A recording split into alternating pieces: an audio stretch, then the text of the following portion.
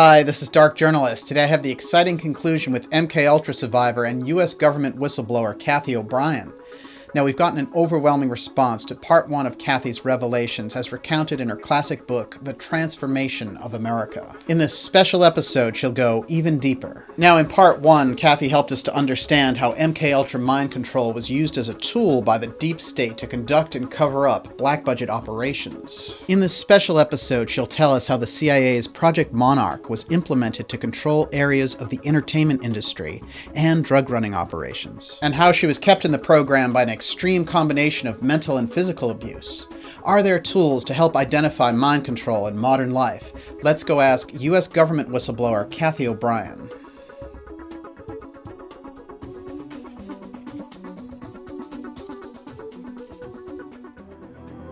It is horrible what I was forced to participate in. I never would have. Mind control was essential. The Dark Journalist Special Report. CIA sex slave whistleblower, Project Monarch exposed. Featuring an in-depth two-part interview with Transformation of America author Cathy O'Brien. Now, let's join Dark Journalist Daniel Liszt. Hello and welcome to the Dark Journalist Special Report on the CIA's Project Monarch with MKUltra survivor Cathy O'Brien. From the Franklin case to the Jimmy Savile revelations, we are confronted over and over again with the reality of the strong link between elite political and entertainment circles and human trafficking, pedophilia, and mind control. The Central Intelligence Agency has developed programs that stretch out over 50 years to exploit these links, including Project Monarch and MKUltra. Cathy O'Brien is in a unique position to discuss these programs with us. She was forced to participate in them from an early age. She eventually escaped to give testimony before Congress. Her courage has allowed us to have the insight into criminal covert programs being run by intelligence services. All we have to do is listen and learn.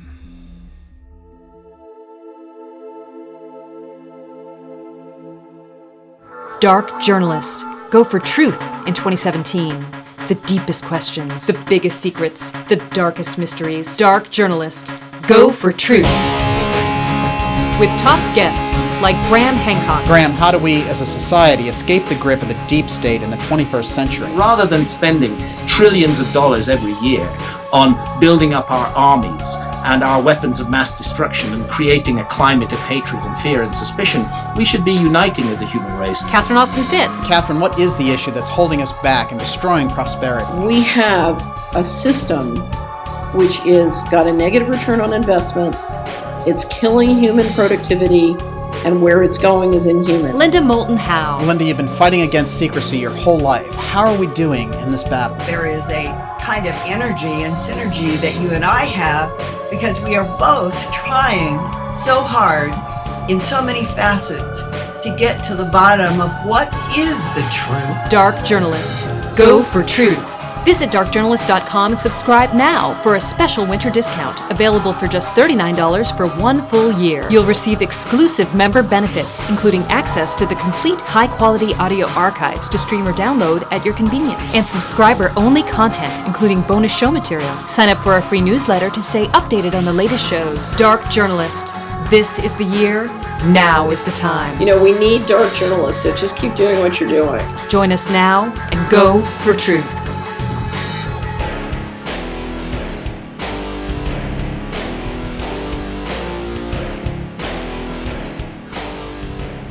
Cathy, thank you for joining me for part two of our deep discussion of your incredible experiences in the CIA's MKUltra mind control program. Now, one of the things I found intriguing in your descriptions of the program that you were in is that they would use things like diet manipulation, for example, to heighten their hold over you. Yes. And heavy doses of aspartame. Now, why this substance, which we know is used in soft drinks as a sugar substitute by many companies and is often linked with cancer, what a strange thing to use. Well, Look at who was involved in that was Donald Rumsfeld. I mean, what is the Secretary of Defense doing involved in pharmaceuticals, and what are pharmaceutical companies doing involved in our food? I mean, that's absurd. So that alone is a pretty big clue. But what aspartame does is it's the artificial sweetener. It decreases critical analysis, and it makes a person more compliant and easily led. So it was introduced into society in a massive way. It's been found now to have caused some other problems as well, with weight gain rather than weight loss, and and other things. But the detriment that it has been on our critical analysis. And anytime we see where a pharmaceutical company is messing with our food, we better take a good hard look at what that is and make some wise choices for ourselves about what we're putting into our bodies, because it was a deliberate effort by this criminal faction in control of the U.S. government all these years that was deliberately dumbing down America through our food. So and reclaiming our free thought, we need to re-examine what's been done to our food as well. Absolutely. And another thing I found intriguing about your description was that the use of marijuana was heavily discouraged, and there was a big emphasis around the point of just leaving it alone completely. Oh, my goodness. Yes, absolutely. Marijuana has some properties to it that actually open neuron pathways in the brain, which made it impossible to maintain program. That's why it is discouraged so heavily by the U.S. Within the U.S. military, and why it was discouraged in society as a whole to the extent that it has been. I'm certainly not advocating everybody go out and get stoned, because then we're right back to square one, Yeah. But medicinally, how it can be used for opening neuron pathways in the brain, it's absurd that we can have like alcohol, or we can have aspartame out there, but we can't have marijuana that has been demonized to such an extent because of its mind expansion properties. It can actually be used. It's been proven repeatedly, and it came out several years ago too. And this is referenced too in PTSD Time to Heal, how it can be used medicinally for helping overcome PTSD and to help someone peacefully readjust to society, as well as begin accessing their repressed memory in order to reclaim full control over their mind and life. We need to re-examine what we think about marijuana and the medical cannabis, and see what studies can be done to refine it to a more medicinal, perfected level for helping people deal with not only trauma, but physical ailments as well. So, it was strictly forbidden. It was really the only drug that was strictly forbidden. Cocaine use was just prevalent everywhere, thanks to Clinton Coke lines, which is referred to in all of our books, where they were so heavily involved in bringing cocaine into this country, because it's kind of the opposite end of the stick of what medical marijuana could do. But anyway, those drugs were available everywhere around Washington, D.C. in copious quantities. But definitely the medical cannabis issue needs to be re-examined. I found it fascinating that marijuana broke up the mind control programming. Yes. I think that's very interesting, and explains probably why they kept it under wraps for so long and kept out. Yeah, no question. So why it's been demonized to the extent that it has, because it's hard to even socially engineer people through the controlled media when they're thinking beyond what they're being told. And ultimately, that's the key. Anytime we think beyond what we're told, anytime we have mind expansion beyond what we're being led to believe, we're exercising our brain in some areas that will keep us stronger in maintaining our own free thought and as I mentioned before, it's such a crucial issue because without free thought, there's no free will, and without free will, there's no soul expression. Right. And to me, the strength of the human spirit are the essence, the physical essence of our being, the energy of our being needs expression through our brains and bodies. It's like what we're here for. Yes. So we need our free thought in order to exercise our soul expression through our free will and to be able to stand up for human values, to ensure that our children aren't being sold out into these well-established pedophile rings. Yeah. My gosh, I was born in 1957, and I was thrust into government-level pedophilia when I was a very young child through my grandfather's Blue Masonic Lodge. Mm-hmm. That's what led me into the child pornography and into MKUltra to begin with. So this is nothing new, what we're finally hearing about today. This is long ingrained, and we have got to realize how and why it was established so that we can stop our children from being abused and free them, so that we can protect them again, so we can protect our whole society and reestablish some values, reestablish our own inner peace, because that's where world peace begins, is within. And we've got to have our inner peace in order to have world peace. So it's essential for our own life's purpose to have free thought. Right. The things that I was forced to participate in under MKUltra mind control are against every fiber of my being to have participated in bringing cocaine into the country to the extent that I was forced to do. Mm-hmm. The other criminal activities that government was so heavily in, that this criminal faction of our government was heavily involved in, to have had to work under Bill Bennett and usher in this global education common core that has debilitated the free thought of our children is everything that I am against. To have not been able to protect my own daughter from the abuses that she was subjected to is the most traumatic thing that I experienced, and made me more easily led. It was worse than any torture, any physical torture that I endured. It is horrible what I was forced to participate in. I never would have. Mind control was essential for me to have been forced to have carried out any of those programs that I was programmed to do. I would never have done it on my own. Likewise, society would not allow for the kind of school shootings, the violence, the horror that we're seeing in society that is against human nature. It's nothing any of us would have allowed if we hadn't been socially conditioned to not only allow for that, but for it to be perpetuated. And it's being perpetuated right now very strongly through our controlled media. Now, you've had experience with the media trying to suppress your story and ignoring key elements that point to political corruption. They were, in essence, largely exposed during the election in a way we've never seen before. And their grip on people's minds has slipped considerably, although they still remain very dangerous and can inflict a lot of damage.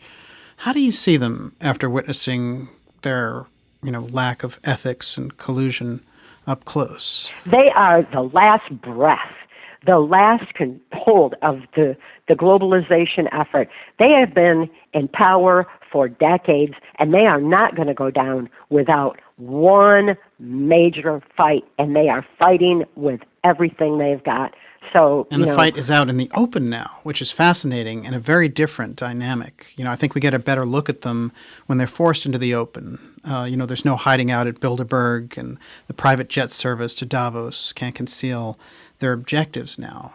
And this is a question I have for you, which is, how shocked do you think the average American would be if they knew the extent and the widespread cultivation of MKUltra mind control programs like the one you were forced into and escaped from? if they knew just how prevalent they are in our society. When Mark and I first began speaking out 25 years ago, mind control was not even a word anybody understood. True. PTSD was a long way from being recognized as a disorder. When what Mark saw, on the inside as an intelligence insider, as high level as he was such an outrage to him, that when he rescued me and handed me the keys to my own mind and life, that was the first step towards exposing mind control. That was the very first step. When we began speaking out, the reason I think so many others who are healing now and are reclaiming their minds and lives don't come forward is because when people do wake up to the reality of it, they'd rather they wake up grouchy and they would rather not believe it, and they're not very kind. Mm-hmm. And they haven't been kind over the years, but that hasn't stopped us. We didn't expect them to be. This is harsh information, and really, who wants to believe that mind control exists? Who wants to believe that it is so prevalent in our society and its sliding scale has reached into the education system? It permeates the entertainment industries. It's in sports, and it definitely is ingrained in our military. So it's a harsh reality for people to wake up to, and by its very nature, they didn't know it exists. Right. So the wake up is not easy. And I think we're seeing people become more fearful and panicked as they're starting to realize it. But the fear and the panic are the very basis of mind control. So they need to free themselves from that fear with truth. And they can get this truth through our website, trance-formation.com, through shows like yours. Thank you for doing what you do and for all the truth that you bring to light. And please, for people, read our books. Transformation of America is U.S. congressional testimony, is our testimony from U.S. Congress. So it is absolutely already hardcore fact proven. It is now in law libraries worldwide. It's starting to be taught in major universities, and access denied. Now, that's not as harsh as trance. It was written for the people. It was written in a way that empowers them to be able to know the truth that makes us free, and to be able to start standing for the innate human qualities that they would choose to, rather than cave in to fear. It will free them from the controlled media, and it helps people realize what they are seeing in society today. And this so-called division is an illusion. Yes. Again, it's the same thing as in Democrats and Republicans. It's only a created illusion of a division that is actually the global elite fighting for their control. And they've already lost that control. It's evidenced by the fact that truth has come to the light to the degree that it has, and that people are waking up en masse, and that we've got a huge political change that's going on in our world now. They're panicking. There's no question they're panicking. Well, they just need to know truth, and this is the time to, where I wish that we already had more than a whistle to blow, but we're just going to keep tweeting it out there, just, keep it as we can. And in the meantime, we're just relying on people to take this information and share it with each other and help us get the word out there. It is truth that makes us free. Absolutely. And with some of the time we have left, I'd like us to touch on some amazing facts that you've brought forward concerning the CIA's program, Project Monarch, and some of the real targeting of younger people through the entertainment industry. Now, you've recounted some incredible experiences around drug running in the country western music world, social engineering in entertainment circles that's actually planned out by intelligence groups. And one of the early examples that you cited were the Osmonds. Yes. Mm-hmm. Interesting. And of course, the Osmonds are Mormon. And although I know there's great practicing Mormons out there, there is a real history in the Mormon Church of CIA infiltration in its deeper circles. Now, can you tell me about these Mormon, CIA, and entertainment connections? Yes. This goes back to George Romney, actually.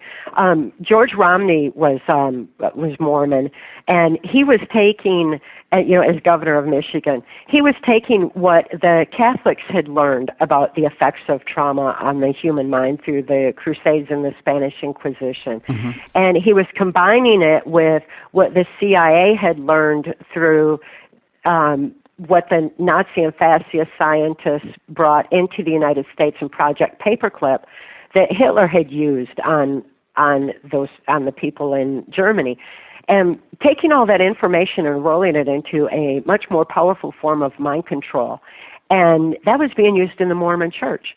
The Mormon Church at that time wasn't as widely known, and it was like the Osmonds were being used as the Pied Pipers for bringing people into the Mormon Church and bringing attention to the church itself through the music phenomena that they were. I mean, what children can sing to that and dance like that would only be mind-controlled children. I see. And they were part of the same MKUltra project that I was, and the Jacksons were a part of that too at the same time frame.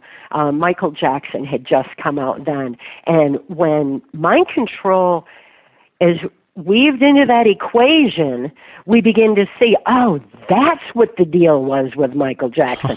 That's what, why this was being used in music. Add to that harmonics, which is a technological form of mind control that actually vibrates the neuron pathways of the brain into a kind of compartmentalization that is, I think, most easily understood. Like when people hear a song and they say, oh, I know where I fell in love to that song, or, this happened. It's associative, yeah. It is, yes, because it's a natural process of the brain with these harmonics. Well, these harmonics were fine-tuned to drive information into the brain. So people need to be very mindful of the lyrics in the music that they listen to, because they're being driven into their subconscious mind. And those subconscious drivers will affect our actions. And so that's essential to understanding. But I think you're bringing up the Osmonds. Just that was a perfect example, and it opens up this whole this whole other aspect that people need to become fully aware of that in order to choose their music and lyrics more carefully, use them to have a positive effect rather than a negative, and that definitely affects all of society. There are different. It's something. Yeah, go ahead. I'm sorry. Oh, that's okay. It's used in commercials through the media too. So people need to be aware of it, and it's an important key. There's different levels of this mind control. It's almost like there's MKUltra and there's kind of electronic MKUltra. Yes. But what's interesting about that is you've described an early one-on-one relationship, someone who is a director, who's your owner in the project, which is a famous Senator Robert Byrd. Yes. And so this is a method that they use too, where you're put into the ownership as someone who will be, basically a slave to that person under mind control. Yes. Senator Byrd became my owner in the project. I had met him at the governor's mansion and on Mackinac Island. And as my owner, he directed my activities throughout my MKUltra victimization. He decided which military or NASA installations I would be taken to for mind control programming, who I would be prostituted to on a White House Pentagon level, which black budget covert operations I would be used in, such as the Clintons' Mena, Arkansas cocaine operations. He was a strong mentor to both the Clintons and a strong tie into that. So yes, as my owner, he directed my activities. Was it, looking back, is it almost surreal to see these characters in political history, like Cheney, like Byrd, like Hillary Clinton? You've known them in this kind of deep, dark sense of them controlling you, you being among those that they used to manipulate in a number of ways. Is it strange to kind of see these people out there, like Hillary running for president last year? How did you feel when all this was going on? Just counting on people to wake up. I've seen the movement that people were waking up en masse. I've seen it happening over the last 25 years that Mark and I have been out here, and it has reached a point where positive change should happen. Seeing her, I don't have bitterness. Bitterness is immobilizing. I don't focus on woe is me, what was done to me, but rather the outrage of what's been done to society as a whole. Right. And so seeing her out there, it's like, yay, she was finally exposed and defeated, and there's a lot more that needs to come out in order to stop these child pedophile rings and the kind of criminal covert activity that's been going on behind the scene for so long. So we'll just keep getting truth out there and watch them go down as the proverbial swamp drains. It's going to be nice when they go. A nice, big, loud swoosh. Right, exactly. And you make an excellent point there, that it's a twofold process of understanding the actions of the deep state that set up this shadow state and looking at ways to undermine their programs and create a better future where they're not such an important factor. Yes. So it's a double-edged sword there. Just fascinating. And I find that your big picture analysis, Cathy, is very well informed. And I know that at times this process of being a whistleblower can touch you very personally. So I want to ask you here about the status of your daughter and how things worked out in that whole situation. It did not work out so well because of all the years that she experienced and what happened to her in the corrupt and ignorant justice and mental health system. She was freed from that system as is detailed in Access Denied for reasons of national security, and now she is living as an adult on her own, and I respect her privacy as an adult, and I figure, any story from that point is hers, and I'm just pleased that we were able to make as much difference in the system through her situation, and that she is free of that system now. Oh, it's a fantastic effort that you made on her behalf. And you mentioned your dad is still alive. Did you have the opportunity to confront him finally? No, I wouldn't do that. There's no need to. I mean, he knows what he is. I know what he is. And confronting him it could have been disastrous. When my father sold me into the project, he was flown to Boston, Massachusetts, where he was taught how to manipulate the subconscious mind through neurolinguistic programming. Right. And that was at the time that cardinal law was such a huge part of the Catholics' involvement in the MKULTRA mind control effort. When the Catholic child abuse scandal was exposed and cardinal law was exposed, that went right back into my own childhood victimization and the onset of it, that only grew throughout the years with the Catholic abuses only grew throughout the years with mind control's advancements. Well, my father had been trained in that. I don't need to tell him what he's done. He knows what he's done. And I don't need to forgive him because I don't condone what he did. Yeah. Rather, I don't live in a vengeful way. He took enough of my life. Definitely. I don't have to. I don't have any hatred or bitterness. There's no point to that. I will just keep exposing mind control and the effects of trauma on the human mind. He is still free for so-called reasons of national security. National security is still covering up his crimes just like they are the Clintons and everybody else's.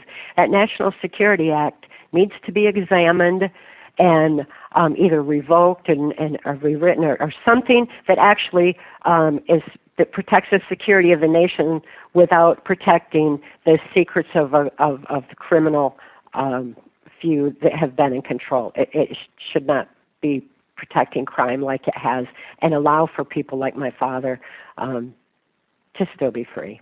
Absolutely. And everyone watching this and hearing you talk about it really understands the kind of courage it's taken for you to live through the horror of the MKUltra and Monarch programs.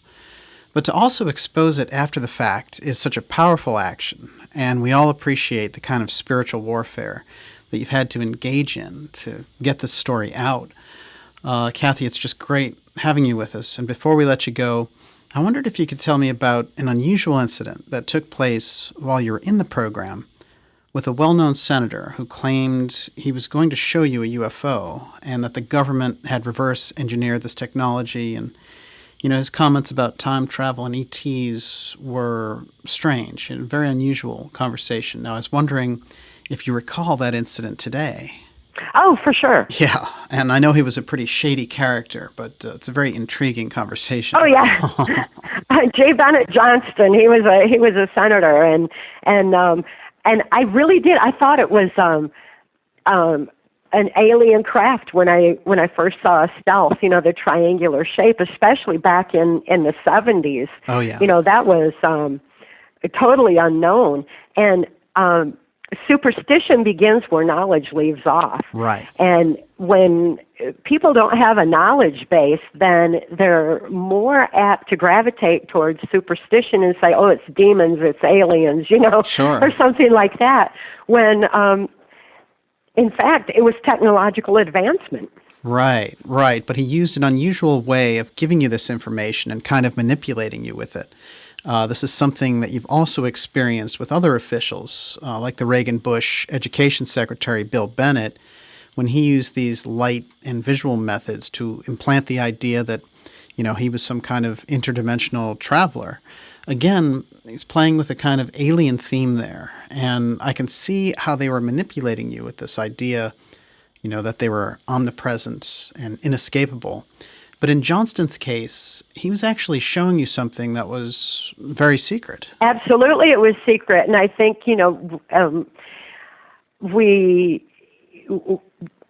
because they were saying it was aliens and they were misleading my subconscious mind with feeling helpless that, oh, it's aliens, oh, it's demons, oh, it's, whatever, that it doesn't preclude the fact that I'm sure there's intelligent life out there somewhere. I mean, I am definitely not drawing a line on any of that. And I don't doubt from my own experiences and what I have seen and conversations that I have overheard and photographically remember that there isn't even technology that has been reverse engineered and taken. So, we may, for all I know, that could have been alien technology that, but it's ours, it's here, it's within our realm to affect, and, right. And it was, covered up under a blanket of national security, and it was, built, it's still built by, human hands, even if that was the case with that particular bit of technology. It's an interesting thing to examine and realize that, where any influences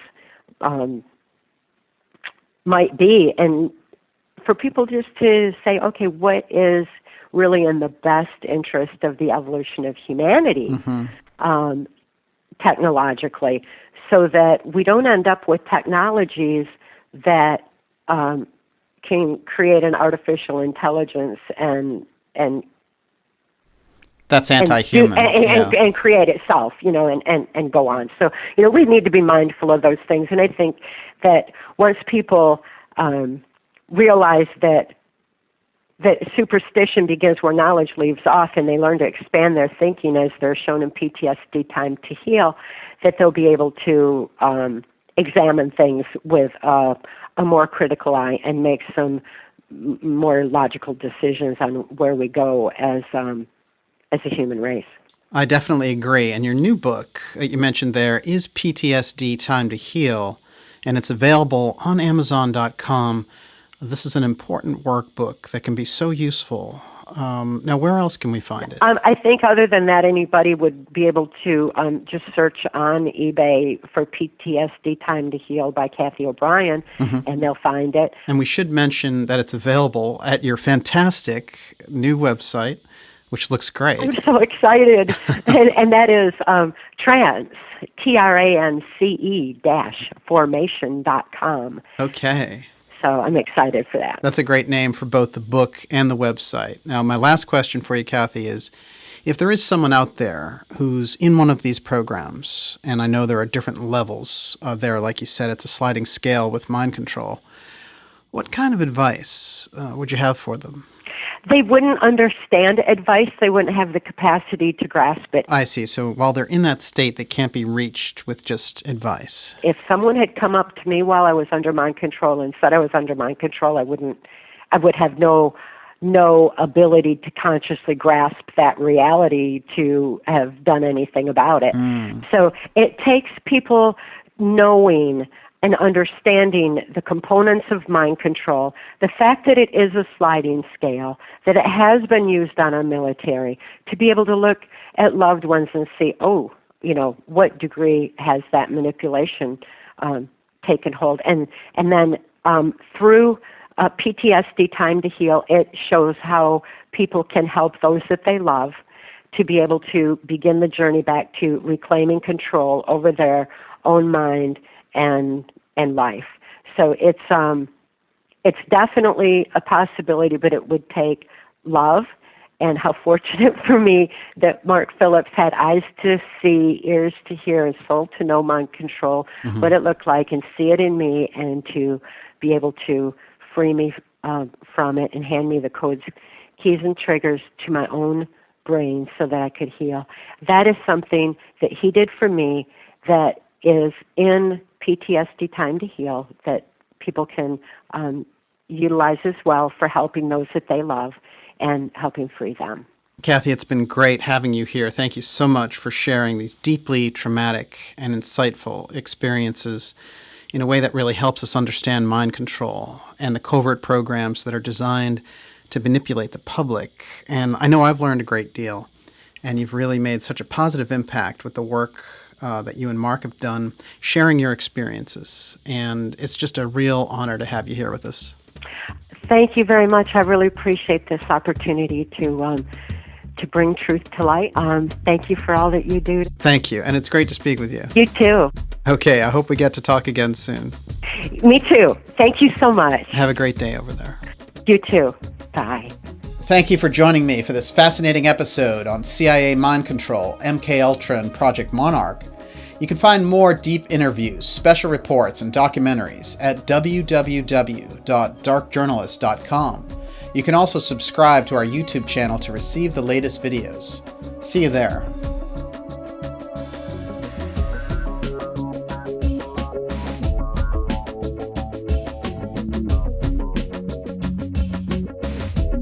Subscribe to our newsletter at darkjournalist.com to stay updated on the latest shows.